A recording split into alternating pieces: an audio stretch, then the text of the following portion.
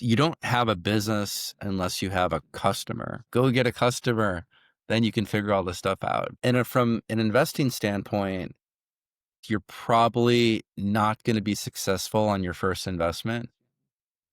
You have to understand that's your tuition. Welcome to the Real Estate Pros Show, where we interview real estate investing professionals from coast to coast, as well as the service providers that serve the real estate investing industry.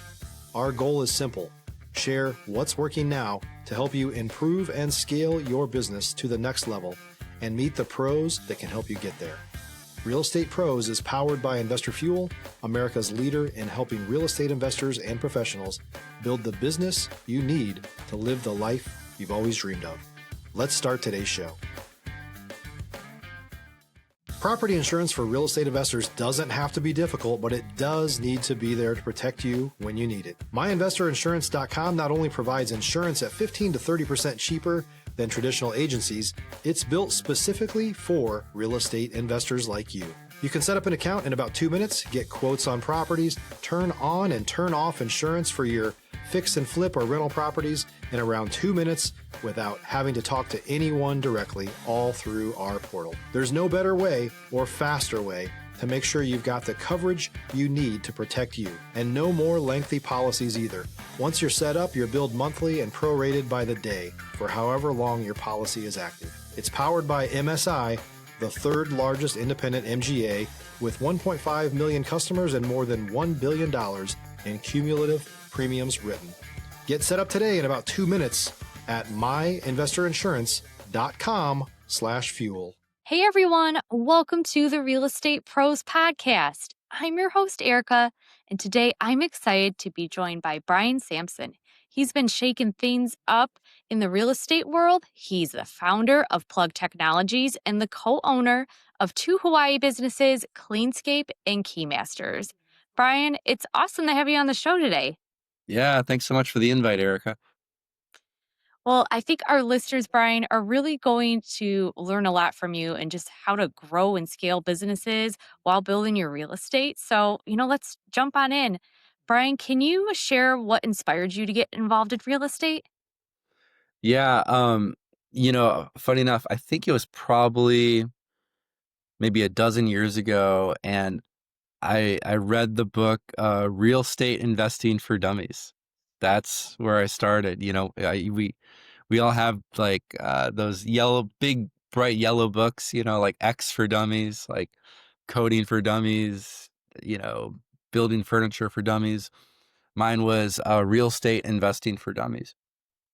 And and that just kind of spurred it. And I think, I had these other conversations in the past that you kind of gloss over at the time, and then you're like, oh, like that person said something really interesting 20 years ago or 30 years ago.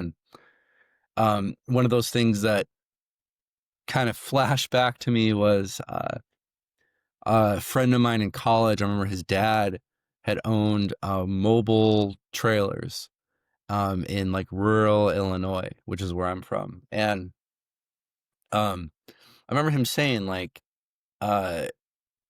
that the tenant paid the mortgage, and he was just like profiting all, like off these 30 or 40 trailers that he had. Like, oh wow, that's really smart. So you're not you're just kind of making all this profit every month. And it didn't click at the time because I come from a real estate investing family. I think my parents did the very traditional thing of they bought their home, and their home is their primary retirement asset. And I think a lot of people do that. So then I, read that book, things started flooding back. Then I read the Wall Street Journal version of that. It's, this other book about real estate investing. And I started to understand like the cash flow elements of it and the appreciation elements of it and the tax advantages, and it all started to click. So I was living in San Francisco, and my very first deal was a condo in Waikiki, and that kind of led to the other ones. Stop living on an island and join the #1 mastermind in America for professional real estate investors. Investor Fuel is a community of hundreds of the nation's top investors working together to build stronger businesses and better lives. In addition to the amazing community of real estate investors acting as a board of advisors for one another, Investor Fuel members have access to 100% funding on purchase and repairs for our members only, a health insurance program, and benefits and discounts that more than pays for the membership of most of our members, meaning it's actually costing you money to not be a member of Investor Fuel. If you're looking to scale your business and build a business that allows you to live the life of your dreams, please visit investorfuel.com today and book a call with our team. Yeah, that's really awesome. And I know today that's primarily where you operate in terms of investing. So, Brian, can you share what kind of opportunities and challenges you're seeing in Hawaii there? Yeah, so Hawaii is the place I've lived the longest as an adult, which is hard to believe sometimes. Came from the Midwest, spent almost a decade in California, more like 7 or 8 years, and then Hawaii had spent about 9. So I almost feel like a local here. And if you haven't been to Hawaii, there's really 4 major islands. There's Oahu, Maui, the Big Island, and Kauai, and there's a couple, smaller ones that not many people live on. And out of the big 4, Oahu is, the king. About 1 million people of the 1.4 million people that live in the whole state live on Oahu. It's known as the gathering place. It's where Pearl Harbor is, Waikiki, the North Shore. Um, and one thing you'll realize right away as you fly in is there's not a whole lot of place to build. This is not Texas where you can just keep going, going, going big. It's quite vertical when you're in town and like Waikiki and downtown. And then, the west side, which is where I'm at, you get a lot of kind of newer single family developments. Um, so there's a lot of attractiveness in terms of people seem to want to move to Hawaii, right? Um, there's a lot of tourism here. Tourism and military are like the 2 biggest industries here. I think we're one of only 2 places in the world that has every branch of the military. We have Army, Navy, Marines, Air Force, Coast Guard, and Space Force. So we've got all 6 here. And so you've got this constant flood of government employees that have something called BAH, Basic Allowance for Housing, so that allows them to keep up with the high cost. So even if somebody's in the military and maybe their wage isn't that great, they've got this basic allowance for housing that allows them to keep up with rental rates. So you always have this like nice flood, every year of new military people that are coming on island. It makes up about 10% of the population here. And you're not really worried about getting paid as a landlord. So there's a lot of interest in this state. There's a lot of money coming in, and there's not a lot of new property built. So that really protects appreciation. But the downside to that is you don't have a lot of W-2 high income earners. And I think you need that for a healthy rental market. The wages are pretty suppressed here. So that means that your mortgage payment, just kind of breaks even with that rental check. And then Hawaii also has something called general excise tax, GET. So as a landlord, 4.5% of all your rental income goes back to the state in a GET. Forget if you made any profit or not, just, top line revenue goes to the state. So it's not a great place to be a landlord if you want cash flow. But if you want appreciation, My properties, all of them, have dramatically risen in value. So it's been an amazing store of value, just not a great cash flow operation. I have to get my cash flow from elsewhere. If you're looking for consistent, high-quality leads, look no further than Investor Machine. Investor Machine isn't just another agency, it's the most sophisticated, data-driven lead generation company on the planet for real estate investors, and serves the role of being not just a lead generator for your business, but a marketing partner that is helping you achieve your goals along the way. Go to investormachine.com to learn more and schedule a call with our team today.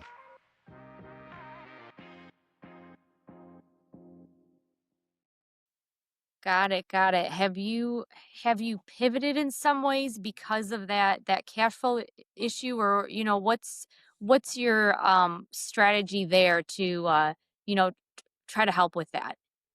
Yeah, so I think I've recognized, after 9 years here, I guess a decade now as a property owner, um, that Hawaii just isn't it. It's just not the place for cash flow, but that's okay. So when I look at my broader portfolio, so I invest in, I've got my Schwab account and cryptocurrency. And then as an entrepreneur, I have cash coming in, every month. So that's kind of driven some different decisions as I try to have a balanced portfolio. So if I look at my real estate holdings as a place for tax advantage and store of value that's generally going to appreciate, that kind of checks that box. So that just means I need to bring in cash flow elsewhere. So I've done that as an entrepreneur. I've got a staffing software nearshore company. That just means I place people from Latin America with U.S. companies. And then in the last year, I've bought stakes in a cleaning company and a locksmith company here. So again, those are in pursuit of cash flow. Um, and sometimes, if you look at like dollar for dollar, buying a business or buying a piece of a business will generally yield a better cash flow than buying real estate. Not always, but generally. On a broader horizon, though, um, if I wanted cash flow in real estate and I've looked into it, we all have our, we can get sucked into Zillow and just, like, oh, it'd be interesting to own something in Eastern Tennessee or wherever, um, Alabama is a place that I've kind of circled as a pro landlord, um, uh, lower cost, higher income market that seems to check a lot of boxes for cash flow. So my broader goal is to take some of the cash flow I have as an entrepreneur and then spend some of that back into cash flowing real estate. Yeah, that's exciting. So we haven't really talked about it yet, but we haven't talked about how you have the time to, manage these properties that you have, run Plug Technologies, be a part of Cleanscape and Keymasters. What's been the secret there?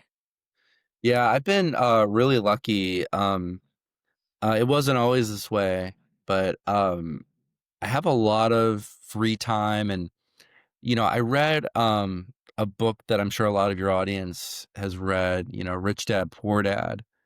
And that was a big, just like Real Estate for Dummies, Rich Dad Poor Dad, was a very impressionable book for me.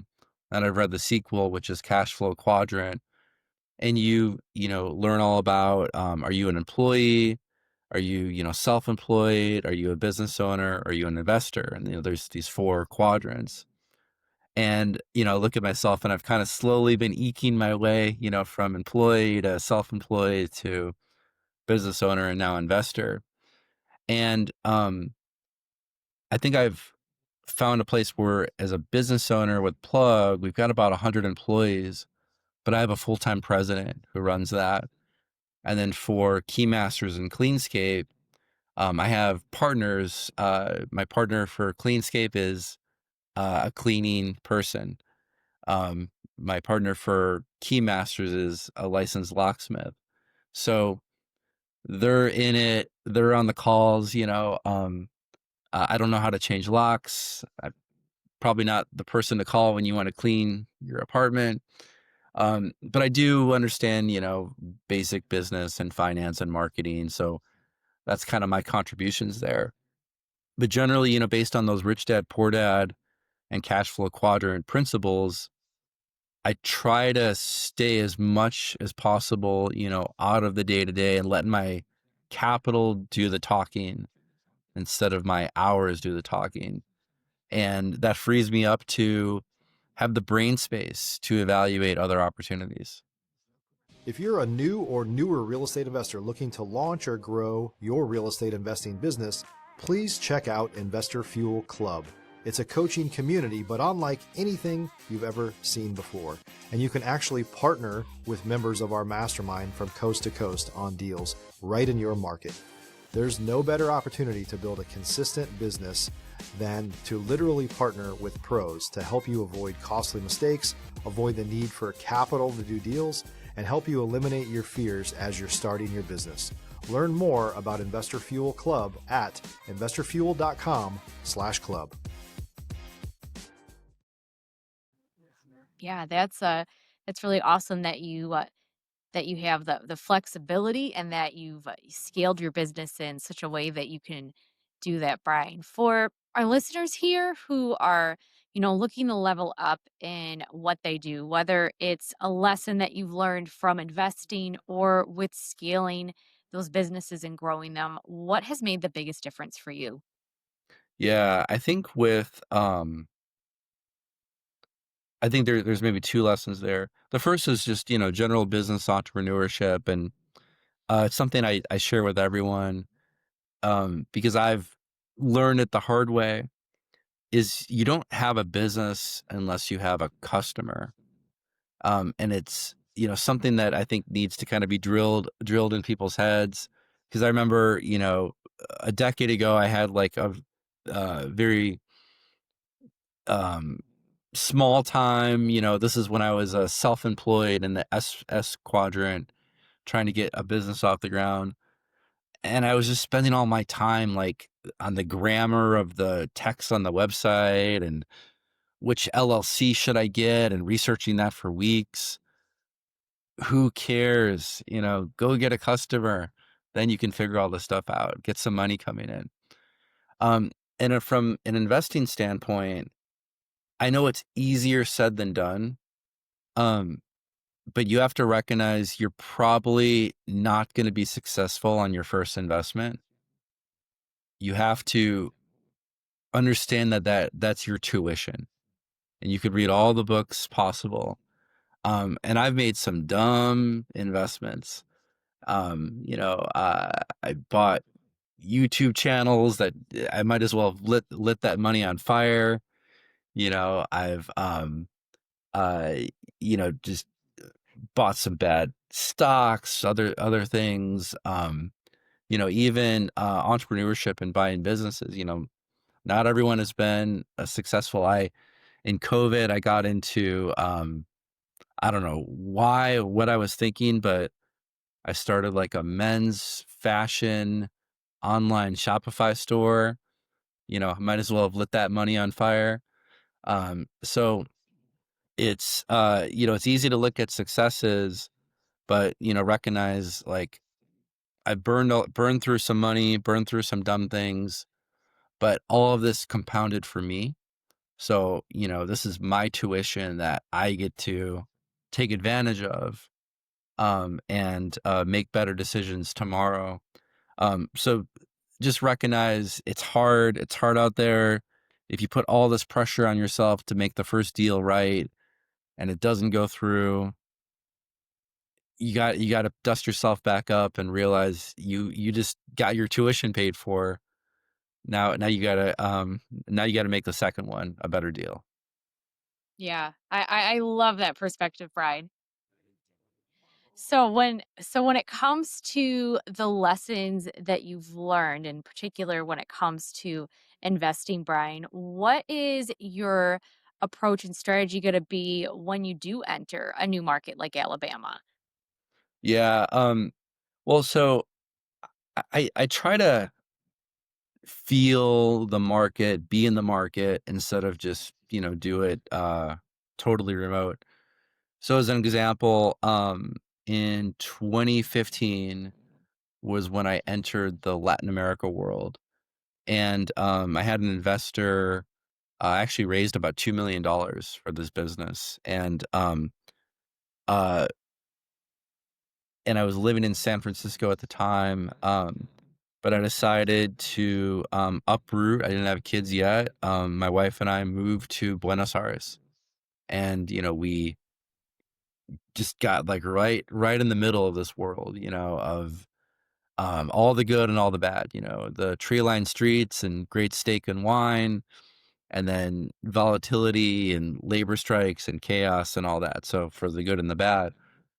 So I probably wouldn't move to Alabama, but I would certainly spend some time there and, um, not try to do this remotely, not try to do this over Zoom, um, and not just talk to some realtors, but get out there, go to some open houses, talk to real estate attorneys, talk to CPAs out there, try to understand, the whole ecosystem. Um, maybe even talk to some potential tenants, really understand the whole ecosystem, not just you know, throw some money, at another state and hope it all works out. Yeah, absolutely. You need a plan there. Well, that sounds great.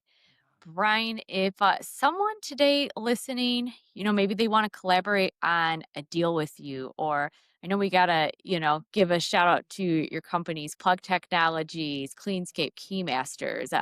What are the different ways that you can be reached and the companies? Yeah, if I could just drop the websites for everybody. So if you just want to reach out to me in general, Plug Technologies is the best way, and that website is plugg.tech, plug.tech.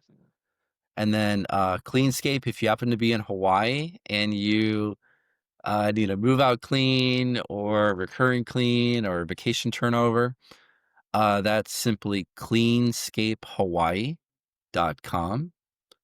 And then if you happen to be locked out or need some help, with new keys or something, again, Hawaii only, that's keymastershawaii.com. Awesome. Well, Brian, I appreciate you being on the show today, sharing your story, your expertise. We need people in the real estate world who are just as strategic as you. I appreciate that. Thanks so much for the opportunity. And for our listeners, if you got value from this episode, make sure that you're subscribed to the Real Estate Pros podcast. We've got more conversations coming up with pros like Brian who are out there building fantastic businesses. We'll see you on the next episode. Thanks for joining us for today's Real Estate Pros Show. You can learn more about the amazing benefits of the Investor Fuel Mastermind community, including surrounding yourself with hundreds of other rock stars, 100% financing for your deals, and members-only discounts from vendors you're likely already using that, as a member of Investor Fuel, will save you more than the cost of your membership. Visit investorfuel.com to learn more. If you're interested in joining us as a guest of this show, please visit investorfuel.com/pros to apply. You can also check the show notes for access to free resources, how to get access to world-class lead generation, and much more. Don't forget to subscribe so you never miss another episode. Have a great day. We'll see you on the next show.